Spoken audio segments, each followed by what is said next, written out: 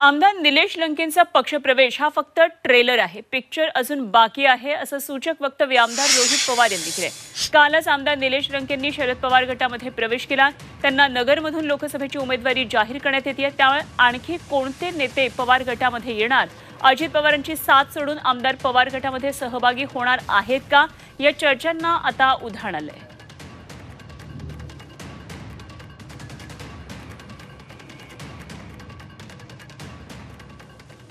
साहेबांशिवाय राहिल्याशिवाय तुम्हाला राजकारण करता येणार नाही, कारण लोक साहेबांबरोबर आहेत आणि मग त्यांनी लोकांचा विचार करत कालचा जो निर्णय घेतला ती फक्त सुरुवात आहे, तो फक्त ट्रेलर आहे, पिक्चर बाकी आहे। अनेक जे कोणी चांगले आमदार असतील ते साहेबांच्या आणि आमच्या सगळ्यांच्या संपर्कात आहेत, पण मला असं वाटतं की चांगल्याच लोकांना घ्यावं। जे उगाच आपले उड्या मारत तिकडे गेलेले नुसते नाटक करणारे आणि जे साहेबांच्या विरोधात बोललेले त्यांना परत घ्यायला काय ओके नाही असं माझ्यासारख्याला तरी वाटतं।